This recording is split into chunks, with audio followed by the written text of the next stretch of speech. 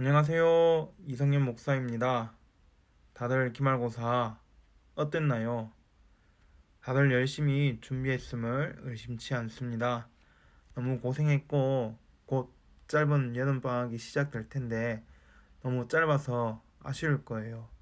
더구나 방학을 하지 않는 가야고 너무 실망하지 말고 페이스 조절 잘 하길 바랍니다. 우리가 저번 주에 사랑에 대해서 계속 이야기를 했었어요. 사랑 자체이신 하나님께서 우리를 사랑하셔서 구원하여 주시고 또 우리를 원래 창조된 모습에 맞게 사랑의 관계도 회복시켜 주셨고 사랑으로 살아가길 원하신다 라고 했었습니다. 그리고 그 사랑은 바로 예수님의 십자가에서 나타났다 라고 이야기를 했었죠.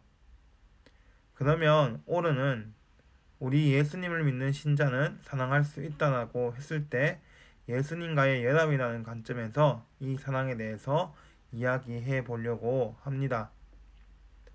오늘 말씀은 요한일서 2장 3절에서 11절의 말씀입니다. 우리가 그의 계명을 지키면 이로써 우리가 그를 아는 줄로 알 것이요 그를 아노라 하고 그의 계명을 지키지 아니하는 자는 거짓말하는 자요 진리가 그 속에 있지 아니하되 누구든지 그의 말씀을 지키는 자는 하나님의 사랑이 참으로 그 속에서 온전하게 되었나니 이로써 우리가 그의 안에 있는 줄을 아노라. 그의 안에 산다고 하는 자는 그가 행하시는 대로 자기도 행할지니라. 사랑하는 자들아 내가 새 계명을 너희에게 쓰는 것이 아니라 너희가 처음부터 가진 옛 계명이니 이 옛 계명은 너희가 들은 바 말씀이거니와 다시 내가 너희에게 새 계명을 쓰노니 그에게와 너희에게도 참된 것이다. 이는 어둠이 지나가고 참빛이 벌써 비침이니라. 빛 가운데 있다 하면서 그 형제를 미워하는 자는 지금까지 어둠에 있는 자요 그의 형제를 사랑하는 자는 빛 가운데 거하여 자기 속에 거리낌 없으나 그의 형제를 미워하는 자는 어둠에 있고 또 어둠에 행하여 갈 곳을 알지 못하나니 그는 그 어둠이 그의 눈을 멀게 하였습니다. 아멘. 오늘의 말씀은요. 계명을 지키면 하나님을 안다. 계명을 지키지 아니하면 하나님을 안다는 것에 대해서 거짓말하는 사람이다 라고 합니다. 여러분들 당연하죠. 어떤 일을 사랑하게 되면 그 사람의 말을 지키게 됩니다. 그런데 그 계명이 뭐냐고 했을 때 서로 사랑하라입니다. 그런데 만약 계명을 지키지 아니하면 하나님을 안다고 거짓말하는 자라고 해요. 진리가 그 속에 있지 않는 것이다 라고 합니다.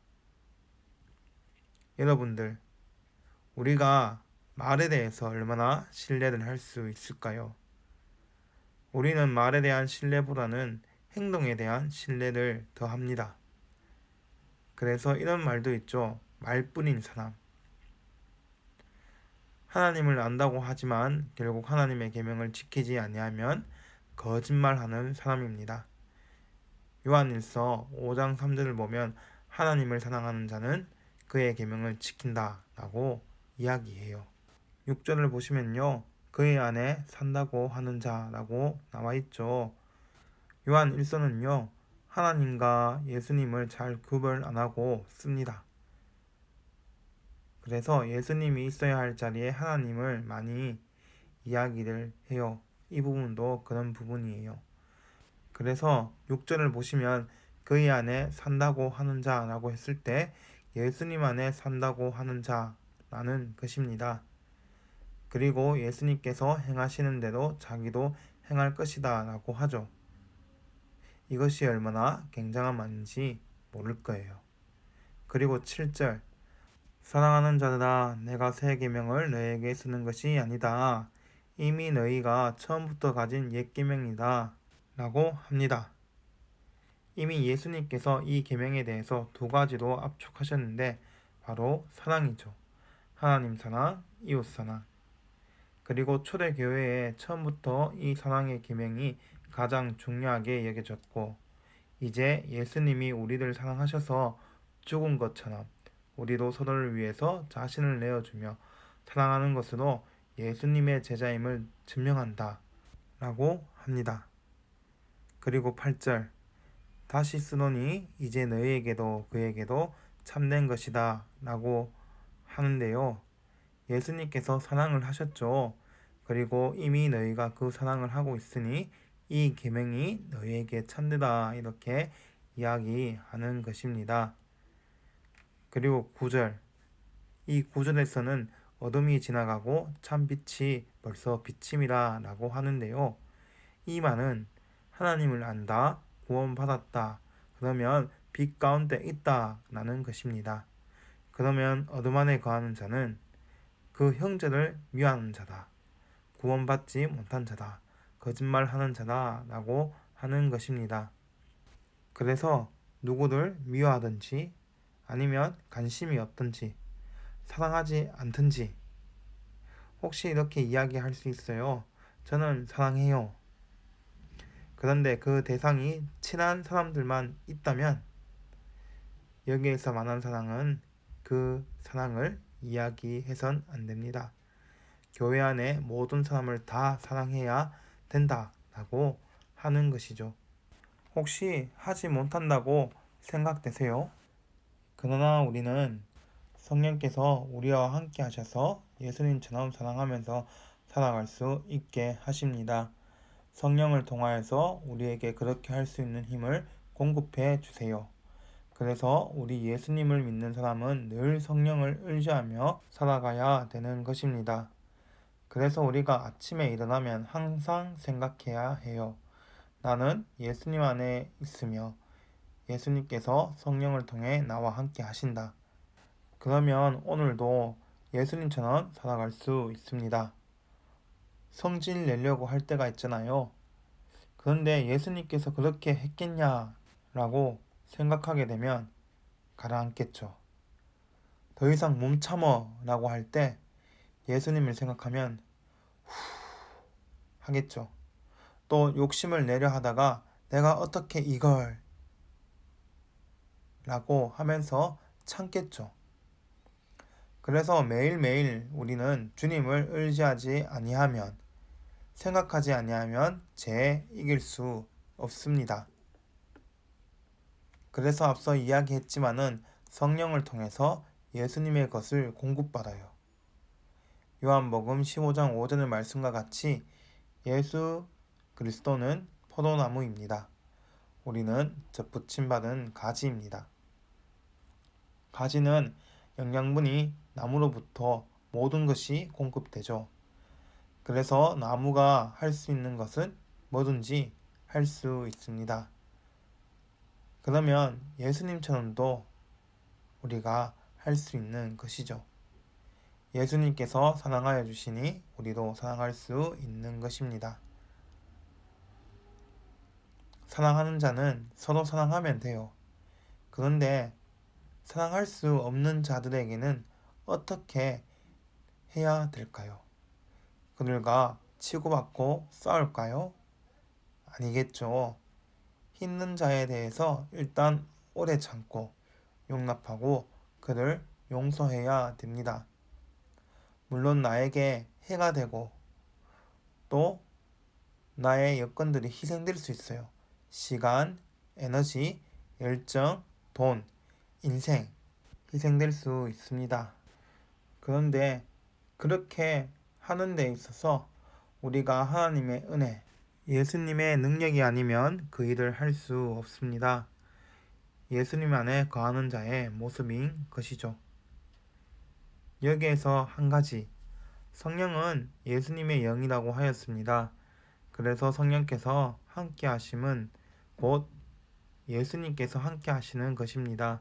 성령께서 예수님의 능력을 우리에게 가져와 예수님과 같이 살게 한다는 것을 잊지 마시기 바랍니다. 신자는 성령의 인도하시는 지혜와 능력으로 예수님처럼 사랑하며 살 수 있는 것입니다. 그리고 이렇게 행하는 사랑은 바로 십자가 사랑입니다. 자기 목숨을 내어주신 예수님과 같이 희생적 사랑을 보입니다. 십자가에 달린 예수님을 보면요. 자신이 어떻게 행동해야 될지 알 수 있습니다. 어떻게 안 참을 수 있으며 용서 안 할 수 있겠습니까? 어떻게 사랑하지 않을 수 있으며 분명히 지금 도와줘야 되는데 안 도와줄 수 있냐는 것입니다. 오히려 주님이 사랑할 기회를 주신 것에 대해서 우리는 감사해야 합니다. 원래 우리는 죄인이었습니다. 아무것도 행할 수 없는 자였죠. 이런 자를 부르셔서 사랑할 수 있게 하심이 얼마나 감사합니까? 예수님의 이 십자가 사랑, 이것이 우리가 행할 사랑입니다. 우리도 희생해야 되는 것이죠. 그래서 베드로전서 2장 21절을 보면 이렇게 나와 있어요. 예수님께서는 자신의 십자가 사랑을 자신의 제자들, 즉 우리 신자들도 행하기 바라셨습니다. 이 십자가 사랑은 자기 희생이 담긴 건데요. 해보시면 알겠지만은 뭐든지 다른 사람을 돕고 다른 사람을 위해 살아가는 것, 이것을 제대로 하려고 할 때 전부 다 희생이고 자기의 것을 쓰는 것입니다. 이제 우리가 가는 길은 아주 분명합니다. 피상적 관계도 피상적 사랑으로 사랑하고 그게 신앙생활이라고 착각한다면 오늘 말씀을 통해서 바뀌어지기 바랍니다. 여러분들 밥 한 번 먹을까? 라고 했을 때 정말 밥 먹은 적이 몇 번 있었나요? 저도 손에 꼽히는 것 같습니다. 우리 안에 하나님의 사랑이 있다고, 예수님의 사랑이 있다고 뭘로 증명하실 거예요? 예수님은 이것을 새 계명으로 우리에게 주셨습니다. 사랑을 말이죠. 우리는 예수님 안에서 십자가 사랑을 행할 수 있다고 성경은 분명히 이야기합니다.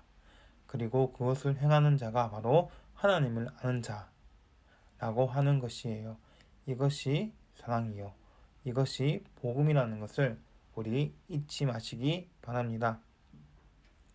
다음 주는 한 걸음 더 나아가서 이제 예수님을 믿음으로 예수님과 연합된 신자는 새로운 존재가 되었다. 사랑할 수 있는 존재가 되었다는 관점에서 좀 더 이야기해보는 시간을 가지고자 합니다. 이제 시험이 다 마친 걸로 알고 있습니다. 그런데 한 가지 염려스러운 점은 폭염이 시작되고 있다는 겁니다. 다들 건강 잘 챙기시기 바랍니다. 이번 주 성경 읽기는 열왕기하 7장에서 16장까지입니다. 다 읽은 친구들은 저에게 연락 주시면 감사하겠고요. 또 이렇게 기도 제목 나갑니다. 우리 서로를 위해서 기도할 수 있는 우리 모두가 되었으면 좋겠습니다. 그러면 다음 주에 만나요. 안녕.